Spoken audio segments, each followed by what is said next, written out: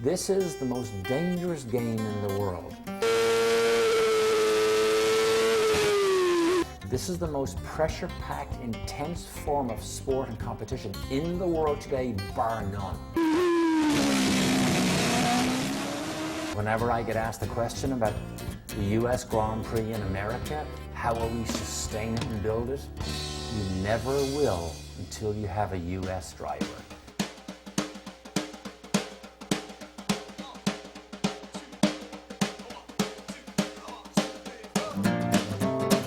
It's definitely awesome to represent your country in the pinnacle of motorsports, and it's definitely exciting to try to be the guy who raises the awareness in America, because Formula One in America is not near as big as it is in Europe. So for me, it's definitely a cool situation to be in. You know, me being an American and loving the sport so much, I'd love to see it, you know, on the homes of all the Americans here, and I'd like to see it as big in America as it is in the rest of the world. But it's a tough job, for sure. America has never been the home of Formula One because we haven't had many drivers. When Mario Andretti became world champion was the last time there was a huge interest in America. People have to understand how difficult Formula One is. When you make a slight mistake, the consequences are dire, and you have hundreds of millions of dollars invested in you and your performance. When you look at the budgets of a Formula One team today, it's staggering. If you want to go toward the front of the grid, you're into $350 to $400 million. Trying to get a tenth of a second, trying to get a tiny advantage. 1/10 of a second advantage at a Grand Prix means he's a full second further down the road every 10 laps. And if they're doing 200 miles an hour, that's the full length of a football field.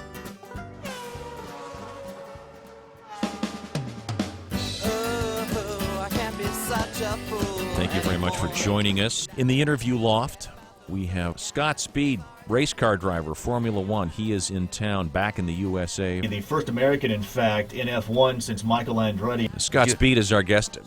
Real name?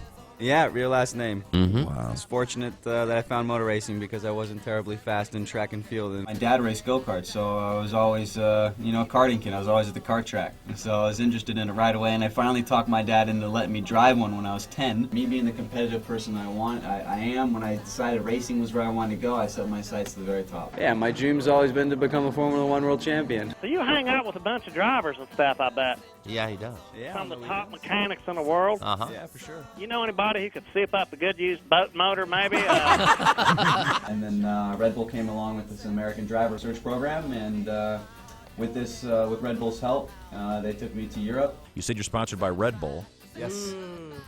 Did you the Red Bull. have a quick Red Bull before each outing? No, and I don't drink the Red Bull before I get in the car, but I do have one on average once a day. Mm-hmm. Would it make you a little too jumpy in the car? No, actually, to be honest, it makes me have to piss because of caffeine. So. But, after winning a championship and doing well in Europe, and now after I've been in Formula One, the reception's really good, and I think I'm treated as an equal now. Scott, is this the first time that your whole family's going to be able to see a race? No, actually, my dad and my brother have come out to Europe a few times in the last years to watch, but it'll be the first time my mom has seen me in a Formula One car, or a Formula One car for that matter, ever. So Really? it's going to be a real hometown race for me, for sure. Oh, good. My favorite racetrack in Formula One is for sure the United States Grand Prix, because it's my home country and it's all America has right now. So this is the track I like the most and the one I'm looking forward the most to going to. Because it's so rare for me to be able to come home and get so much of the support that I get when I'm here, and to see the American flags all over the crowd. Already in Montreal, I felt an overwhelming amount of support compared to the normal races of the rest of the world. It's all a Subway sandwich shop, for example. And then you feel just right at home. I don't know any of the American TV shows. They're all overseas. I'm 3 years out, and last time I came back here, they told me all about this OC, and then now they're talking about some other show. There's always that question you ask yourself, do I, when you go into a professional sport, do I belong here? Am I good enough to make this as a career? And it was certainly a question in my mind. I realized that Formula One is where I belong, and I'm good enough to be here, and I'm going to be here for a long time.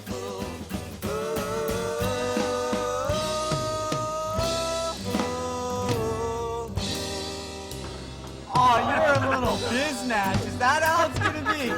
Is that the kind of race it's going to be?